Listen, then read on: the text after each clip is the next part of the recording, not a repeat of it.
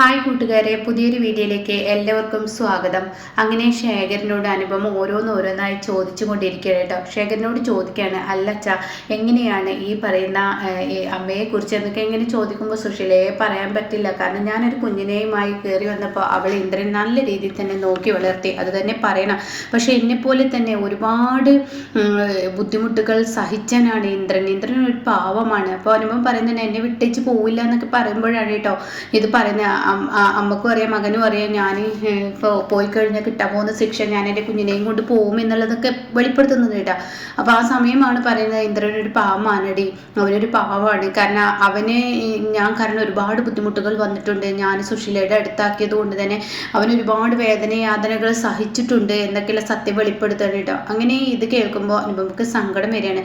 അങ്ങനെ ശേഖരൻ പറയാണ്, പിന്നെ ഒരു കാര്യം പറയാതിരിക്കാൻ വയ്യ, സുശീല അവനെ നന്നായി വളർത്തി വലുതാക്കി, അത് പറയാതിരിക്കാൻ വയ്യ, ഒരു സ്ത്രീയും ചെയ്യാത്തതാണ് അവൾ ചെയ്തത് എന്നൊക്കെ ഇങ്ങനെ പറയുന്നുണ്ട് കേട്ടോ.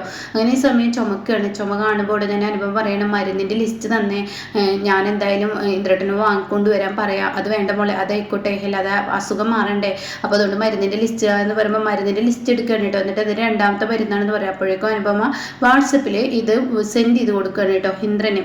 അപ്പോൾ ഈ സമയം എന്തായാലും മോളെ പിന്നെ ഇത് ഇനിയിപ്പോൾ പ്രശ്നം ഇല്ലല്ല, കുഴപ്പമില്ല, ഇന്ദ്രേട്ടനോട് ഞാൻ പറഞ്ഞ അങ്ങനെയൊക്കെ ഇങ്ങ് ചെയ്തോളൂ എന്ന് പറയുന്നത്.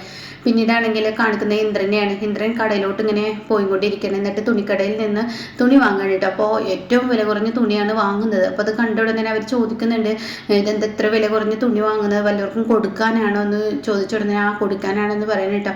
അങ്ങനെ അതിൻ്റെ ബില്ല് എത്രയെന്നൊക്കെ ചോദിച്ച് ബില്ലടിച്ച് പുറത്തോട്ട് ഇറങ്ങുകൂടാ. സുശീല വഴി പോകുന്നു. അപ്പോൾ സുശീല ഇവൻ തുണിക്കടയിൽ നിന്നാണല്ലോ ഇറങ്ങുന്നത്, വണ്ടിയുടെ ഡിക്കിലോട്ട് ഇവൻ വെക്കുന്നുണ്ടല്ലോ, ആർക്കായിരിക്കും ഇവൻ വാങ്ങുന്നത്, ഇതൊക്കെ അവളുടെ പണിയായിരിക്കും എന്ന് പറഞ്ഞിട്ട് ഇങ്ങനെ നിൽക്കുമ്പോൾ അനുപമയുടെ മെസ്സേജ് വന്നിരിക്കുകയാണ് കേട്ടോ. അപ്പോൾ ഇന്ദ്രൻ എന്നെ തൊട്ടടുത്തുള്ള മെഡിക്കൽ സ്റ്റോറിൽ പോയിട്ട് മരുന്ന് വാങ്ങുക. അപ്പോൾ അവൾ വിളിച്ച് പറഞ്ഞത് പ്രകാരമാണ് ഇവൻ ഇതൊക്കെ ചെയ്തു കൂട്ടുന്നത്.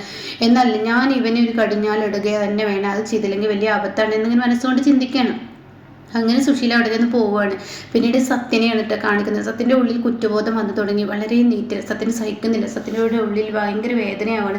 സത്യൻ ഇങ്ങനെ ഓരോന്ന് ചിന്തിക്കുമ്പോൾ ക്ഷാമ വന്നിട്ട് പറയണേ, എടാ സത്യം ആകെ പ്രശ്നമായിട്ടുണ്ടല്ലോ, ഇന്ന് ട്രിപ്പ് പോകാമെന്ന് പറഞ്ഞവർ അവർ ട്രിപ്പ് വേണ്ടെന്ന് പറഞ്ഞ് ക്യാൻസൽ ചെയ്തിരിക്കുന്നു. ഞാൻ പറഞ്ഞവരോട് ക്യാഷ് ഒന്നും തരാൻ പറ്റത്തില്ല, കാരണം ക്യാഷ് ഒന്നും എങ്ങനെ ശരിയാവും, അതൊന്നും നടക്കുന്ന കാര്യമില്ല എന്ന് ഞാൻ അവനോട് പറഞ്ഞു. കാരണം എന്താണെന്ന് വെച്ചാൽ ക്യാഷ് തരാൻ പറ്റത്തില്ല, അതിൻ്റെ പകുതി തരാമെന്ന്, അല്ലെങ്കിൽ അടുത്ത ട്രിപ്പ് എടുക്കുമ്പോൾ അതിന് പകുതി, അങ്ങനെയൊക്കെ ഞാൻ പറഞ്ഞിട്ടു എന്ന് പറയാം. അതെന്തായാലും നന്നായി എന്ന് പറയുമെന്ന് കരുതിയിട്ടാണ് സത്യൻ്റെ അരികിലോട്ട് വന്നത്. പക്ഷെ സത്യൻ ഇത്ര പറഞ്ഞിട്ട് മിണ്ടുന്നില്ല. എന്താ സത്യൻ ഇത്ര കാര്യമായി ആലോചിക്കുന്നത്? ഒന്നുമില്ല, എന്തോ കാര്യമായിട്ട് നീ ആലോചിച്ചല്ലോ, ഞാൻ പറയുന്ന വാക്കുകളൊന്നും നീ കേട്ടില്ലല്ലോ, അത് പിന്നെ എന്നൊക്കെ പറഞ്ഞിങ്ങനെ സംസാരിച്ച് തുടങ്ങുമ്പോൾ എന്താ സത്യം, എന്താ നിനക്ക് പറ്റിയതെന്ന് ചോദിക്കുകയാണ്. അപ്പോൾ തന്നെ സത്യം പറയണം, അത് പിന്നെ മനസ്സിൻ്റെ വേദന കൊണ്ട് മൗനമായതാണ്. എന്താ സത്യം, എന്താ നിൻ്റെ ഉള്ളിൽ ഇത്ര വല്ലാത്ത വേദന എന്നൊക്കെ ചോദിക്കുമ്പോൾ തന്നെ സത്യം പറയാണ്, നമ്മുടെ വീട്ടിൽ നടക്കുന്ന സംഭവത്തെക്കുറിച്ചാണ്. നമ്മുടെ വീട്ടിൽ എന്തെന്ന് അറിയാത്ത പോലെ ഷാമു സംസാരിക്കുകയാണ്. അത് ഒരു മനുഷ്യനോട് തെറ്റ് ചെയ്തിട്ടും കൺമുന്നിൽ തെറ്റാണ് അത് ചെയ്യുന്നതെന്ന് കണ്ടിട്ടും ഞാൻ മിണ്ടാതെ നിൽക്കുന്നത് അതെൻ്റെ മനസ്സിനെ വല്ലാതെ മുറിവേൽപ്പിക്കുകയാണ് എന്ന് പറയാൻ കേട്ടോ. അപ്പോൾ ഈ സമയം നീ എന്താ പറഞ്ഞത്, അത് ട്രിപ്പിൻ്റെ കാര്യമാണ്, അവർ ട്രിപ്പ് ക്യാൻസൽ ചെയ്തിരിക്കുകയാണ്, അപ്പോൾ അവർക്ക് പൈസ തിരികെ വേണമെന്ന് പറഞ്ഞപ്പോൾ ഞാൻ പറഞ്ഞു അടുത്ത ട്രിപ്പ് എടുക്കുമ്പോൾ അതിലോട്ട് ഇതാക്കാം, പകുതി പൈസ തരാമെന്ന് പറഞ്ഞിരിക്കുകയാണ്. അതെന്തായാലും നന്നായി, ഇനിയിപ്പോൾ ട്രിപ്പ് കിട്ടത്തില്ലല്ലോ എന്ന് പറയുമ്പോൾ സുശീല കടന്നു വരുന്നു കേട്ടോ. സുശീലയെ കാണുന്ന ഇവർ എന്താന്നുള്ള ഭാവത്തിൽ നിൽക്കണം. അപ്പോൾ സുശീല പറഞ്ഞു, നീ എന്താണ് എന്നെ ഇങ്ങനെ നോക്കുന്നത്, അല്ല എന്താ വന്നത് എന്ന് ചോദിച്ചോടുന്നെ പറയാൻ, ഞാനൊരു കാര്യം പറയാൻ വേണ്ടി വന്നതാണ്, എനിക്കൊരു 50,000 രൂപ കിട്ടണം എന്നുള്ള ആ സംസാര രീതിയായിട്ടോ. അപ്പോൾ തന്നെ 50,000 രൂപ എന്താ ഈ പറയുന്നത്, 50,000 എന്തിനാ ഇത്ര പെട്ടെന്ന് എന്ന് ഷാമു ചോദിക്കുകയാണ്. അപ്പോൾ ആ സമയം സുശീല ഒന്ന് പറയുകയാണ്, എനിക്ക് എന്തിനാ പൈസ എന്നുള്ളത് നിങ്ങളാരും അറിയേണ്ട ആവശ്യമില്ല, എനിക്ക് 50,000 രൂപ കിട്ടണമെന്ന് തരാൻ പറ്റൂല്ലേ എന്നുള്ളത് മാത്രം സംസാരിച്ചാൽ മതി എന്ന് പറയുന്നത്. അപ്പോൾ ഇത് കേട്ടോടെ തന്നെ സത്യനൊന്നും മിണ്ടുന്നില്ല കേട്ടോ. നിന്നോടാ ചോദിച്ചാൽ സത്യം എനിക്ക് 50,000 രൂപ തരാൻ പറ്റത്തില്ലേ എന്ന് സത്യനോട് ചോദിക്കുമ്പോൾ സത്യനൊന്നും മിണ്ടുന്നില്ല. എനിക്ക് ഇന്ന് തന്നെ വേണമെന്ന് പറഞ്ഞിട്ടില്ല. അപ്പോഴേക്കും ഷാമറാണ്, ഇവിടെ പൈസ വേണ്ട, ഇന്ന് തന്നെ ട്രിപ്പ് ക്യാൻസലായ ആ ഒരു ഇതിലായിരിക്കുന്നത്, 50,000 എന്ന് പറയുന്നത് ചെറിയ തുകയല്ലല്ലോ, അത്രയും വലിയ തുക ഉണ്ടാക്കാൻ വലിയ ബുദ്ധിമുട്ടാണ് എന്നൊക്കെ പറയുമ്പോൾ ഇവിടെ തന്നെ പറയണേ, ശരി എനിക്ക് നാളെ തന്നാൽ മതി എന്ന് പറഞ്ഞിട്ട് സുശീല അവിടെ നിന്ന് പോവാണ്. അപ്പോൾ എന്തായാലും തരുന്നുണ്ടെങ്കിൽ ഇവിടെ വെച്ച് തന്നാൽ മതി, വീട്ടിലോട്ട് തരേണ്ട, വീട്ടിലുള്ളവരെ അറിയേണ്ടെന്ന് പറയാം കേട്ടോ. ഇത് സത്യനിൽ ഒരു ദുരൂഹത ഉണ്ടാക്കുകയാണ്. അങ്ങനെ ഷാമ പറയണത് അതിൽ എന്തോ ഒരു പ്രശ്നമുണ്ടല്ലോ. അപ്പോൾ സത്യം പറയുന്നത് ശരിയാണ്, എന്തോ പ്രശ്നമുണ്ട്, കാര്യമായിട്ട് എന്തോ ഉണ്ട്, 50,000 രൂപ എന്ന് പറയുന്നത് ചെറിയ തുകയല്ല, എന്തോ ഒന്ന് മനസ്സിൽ കണ്ടിട്ടാണ് ആൻറ്റി ഇതൊക്കെ ചെയ്യുന്നത്. അപ്പോൾ സത്യം പറയുന്നത് തീർച്ചയായും ഇതിനെ പിറകെ നമുക്ക് പോകേണ്ടതുണ്ട് എന്ന് സത്യനും പറയുകയാണ് കേട്ടോ. പിന്നീട് കാണിക്കുന്നത് ഇന്ദ്രൻ തൻ്റെ വീട്ടിലെത്താണ്. ഇന്ദ്രൻ വീട്ടിലെത്തിയിട്ട് ആ ഒരു ഡിക്കിന്ന് ആ സാധനം എടുക്കാൻ നോക്കുമ്പോൾ സുശീല എങ്ങനെ നോക്കുന്നത് ഇന്ദ്രൻ കാണാം. അപ്പോൾ അവിടെ തന്നെ വെക്കാണ്. ആടെ കള്ള നീ ഞാൻ കാണാതിരിക്കാൻ നീ അവിടെ തന്നെ വെക്കാണില്ലേ എന്നാൽ സുശീലയോടാണ് നീ കളിച്ചിരിക്കുന്നത്, നിന്നെ ഞാൻ അങ്ങനെ വെറുതെ വിടില്ല എന്ന് പറഞ്ഞിട്ട് സുശീല അവിടെ നിൽക്കണം. അങ്ങനെ ആ സമയം സുശീല അകത്തോട്ട് കയറി വരുമ്പോൾ എന്താ ഇന്ദ്ര പിന്നെ നീ തുണിക്കടയിൽ നിൽക്കുന്നത് കണ്ടല്ലോ, അത് പിന്നെ എന്നൊക്കെ ഇങ്ങനെ പറയുമ്പോൾ അതെ അവർ എനിക്ക് കുറച്ച് ക്യാഷ് തരാനുണ്ട് അത് ചോദിക്കാൻ വേണ്ടി ചെന്നാൽ ഓ ആണോ എന്നാൽ ക്യാഷ് തരാനുണ്ടെങ്കിൽ ഇനിയിപ്പോൾ കുറച്ച് തുണി എടുത്തിട്ടെങ്കിലും മുതലാക്കാലോ എന്ന് പറയുമ്പോൾ ഇന്ദ്രൻ നെട്ടിയിട്ട് അപ്പോൾ താക്കോൽ അവിടെ വെച്ചിരിക്കുന്നത്. അങ്ങനെ ആ താക്കോൽ എടുത്ത് ഇന്ദ്രൻ പോവുകയാണ്.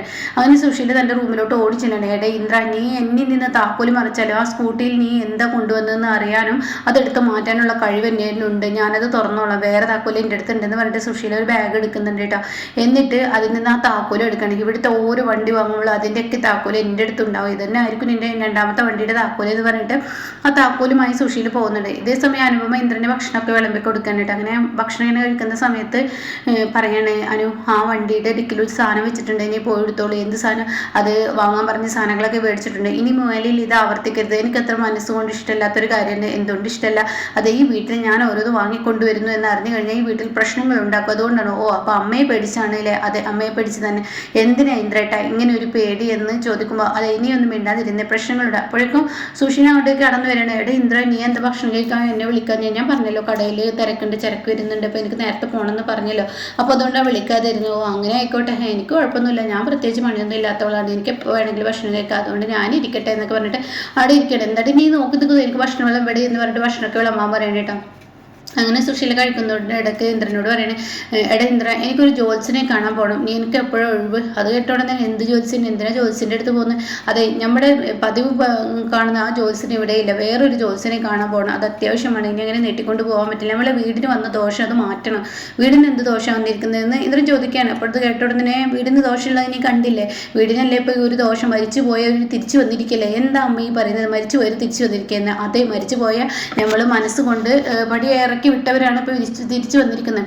അത് കേട്ടോടെ തന്നെ ഇന്ദ്രൻ പറയണേ അതെ ഹോസ്പിറ്റലിൽ ആക്സിഡൻ്റ് ആയി ഡോക്ടർമാർ ഒന്നടക്കം പരിശോധിച്ച് വിട്ട വ്യക്തിയാണ് അയാൾ, അമ്മയ്ക്ക് ഇഷ്ടമില്ലെങ്കിൽ അമ്മ എന്ത് ചെയ്തോളൂ, വൃദ്ധസദനത്തിലോ അതല്ലെങ്കിൽ അമ്മക്ക് വേണ്ടതെന്ന് തോന്നുകയാണെങ്കിൽ ഞാൻ തന്നെ വൃദ്ധസദനത്തിൽ കൊണ്ടാക്കിക്കോളാം, അല്ലാതെ ഇങ്ങനത്തെ സംസാരങ്ങൾ ഇങ്ങനത്തെ കാര്യത്തിന് കൂട്ടു നിൽക്കാനൊന്നും എന്നെ കൊണ്ട് കിട്ടത്തില്ല, എന്നെ കിട്ടൂല, എന്നെ അതിന് കിട്ടാമെന്ന് അമ്മ പ്രതീക്ഷിക്കും വേണ്ട എന്ന് പറയട്ടോ. അത് കേൾക്കുന്ന സുശീലക്ക് ആകെ ഒരു ഇതായി നിൽക്കണം. അപ്പോഴേക്കും അനുഭവം അവിടെ നിൽക്കുന്നത് നീ എന്താടി നോക്കി നിൽക്കുന്നു, എനിക്ക് ഭക്ഷണം വിളമ്പടി എന്നൊക്കെ പറഞ്ഞിട്ട് അനുവിനെ കൊണ്ട് കറി ഇങ്ങനെ വിളമ്പിക്കണം. എന്നിട്ട് പറയണേ എടി നീയാണ് ഇതിന് പിറകിൽ കളിക്കുന്നത് എന്നുള്ളത് എനിക്ക് നന്നായി മനസ്സിലായി, നിന്നെ ഞാൻ വെറുതെ വിടില്ല എന്നൊക്കെ എന്നെ പറയണം.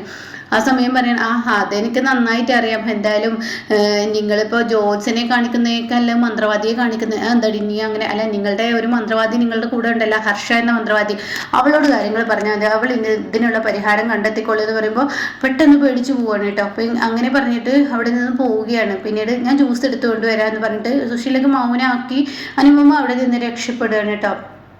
എന്നാൽ ഈ സമയം ഇത് സുശീലയുടെ ഉള്ളിലൊരു ഭീതി തന്നെയുണ്ട്, കാരണം അവളോട് എപ്പോൾ ഏറ്റുമുട്ടാൻ പോയാലും തനിക്ക് തിരിച്ചടിയാണ് കിട്ടുന്നത്, അത് സുശീലയെ ഇങ്ങനെ ഭയപ്പെടുത്തുകയാണ് കേട്ടോ. പിന്നീട് കാണിക്കുന്ന വിനയൻ്റെ കടയാണ്. വിനയൻ്റെ കടയിൽ പീതാംബരം എത്തിക്കാൻ പരീക്ഷക്കാരൻ, അപ്പോൾ ഇവരാണെങ്കിൽ കച്ചവടം ഇല്ലാതെ ഇങ്ങനെ നിൽക്കുകയാണ്. അപ്പോൾ വിനയനില്ല, അവിടെ കാണിക്കുന്നത് വിനയൻ്റെ അമ്മാവനും അതുപോലെ ആ കടയിൽ നിൽക്കുന്ന ആ ലതയുടെ ഭർത്താവുമാണ് കേട്ടോ. അപ്പോൾ അല്ല ഇവിടെ ആരും ഇല്ലേന്ന് പറയണം. അപ്പോഴേക്കും ഇവർ ഓടി വരണം, ആരോ കസ്റ്റമർ വന്നിട്ടുണ്ട് എന്ന് പറഞ്ഞിട്ട് ഇവർ ഓടി വരണം. നോക്കുമ്പോൾ കാണുന്നത് പീതാംബരനെയാണ്. അപ്പോൾ പീതാംബരനെ കണ്ട് പീതാംബരൻ സാറായിരുന്നോ, സാധനം വാങ്ങാൻ വന്നതായിരുന്നു അല്ലേ, ഞാൻ വാങ്ങാൻ ഒരുങ്ങി കട മൊത്തത്തിൽ വാങ്ങും. ഇപ്പോൾ വിനയൻ്റെ ചുറ്റുപാട് അത്ര വലിയ ഇഷ്ടപ്പെടുന്നില്ല, വിനയ ഇപ്പോൾ കളിക്കുന്ന കളി വെച്ച് നോക്കുക ഈ കട മുഴുവൻ എൻ്റെ സ്വന്തമാവും എന്ന് പറയട്ടോ. എന്താണ് ഈ പറയുന്നതെന്ന് മനസ്സിലാവാതെ ആകെ പകച്ചു നിൽക്കുകയാണ് ഈ പറയുന്ന ലംബോദരൻ കേട്ടോ. അപ്പോൾ ഇങ്ങനെയൊക്കെയുള്ളൊരു എപ്പിസോഡാണ് ഇപ്പോൾ ലാസ്റ്റ് വന്നിരിക്കുന്നത്.